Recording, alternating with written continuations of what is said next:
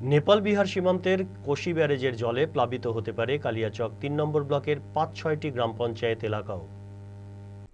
কালিয়াচক ৩ নম্বর ব্লকের বীরনগর ১ গ্রাম পঞ্চায়েত, বীরনগর ২ গ্রাম পঞ্চায়েত, লক্ষ্মীপুর গ্রাম পঞ্চায়েত, পারদেওনাপুর এবং শোভাপুর গ্রাম পঞ্চায়েত, বাকরাবাদ গ্রাম পঞ্চায়েত ও কৃষ্ণপুর গ্রাম পঞ্চায়েত এলাকা পরিদর্শন করেন অতিরিক্ত জেলাশাসক। পঞ্চায়েতে বৈঠকও করেন।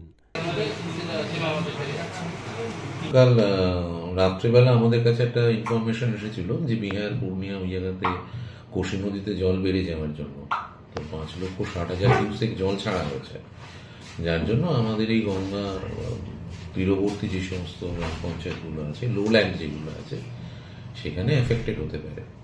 তো আমাদের এই কালিয়াচক 3 ব্লকের মোটামুটি 7টার মধ্যে 5টা গ্রাম পঞ্চায়েত মোটামুটি এফেক্টেড হয়। তার মধ্যে বীরনগর 2 আছে, বীরনগর 1, পারদেওনাপুর, শোভাপুর, কৃষ্ণপুরের কিছুটা পার্ট থাকে, আর বাকরাবাদ, লক্ষ্মীপুর।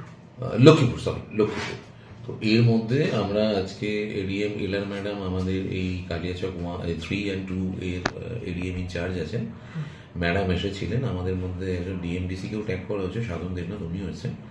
তা আমরা সকালবেলায় একেবারে 6টা থেকে বেরিয়ে গিয়েছিলাম। আমরা বীরনগর 2, বীরনগর 1, লক্ষ্মীপুর এগুলো সব দেখে এসেছি। আর আমাদের একটা টিম জয়েন্ট ভিডিও নেতৃত্বে পারদেওনাপুর শোভাপুরে গেছে। এখন মূল বিষয় হচ্ছে না, আমরা যেটুকুনি জানতে পেরেছি যে আজকে সন্ধ্যা থেকেই জলের লেভেলটা গঙ্গা নদীতে বাড়বে। যে লোল্যান্ডগুলো আছে সেখানে কিছু ফ্যামিলি আছে যারা অ্যাফেক্টেড হতে পারে।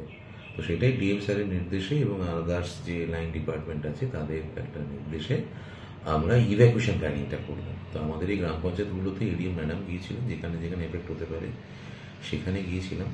তো আমরা পঞ্চায়েতের প্রধান সহ অন্যান্যদের সাথে কথা বলে ট্রান্সপোর্ট অ্যারেঞ্জমেন্ট, তাদের কোথায় রাখা হবে, তাদের ফুড কী হবে, তাদের জল, মেডিসিন, এগুলো সমস্ত কিছু একটা প্ল্যান করে নিয়েছি। মালদা টুডে।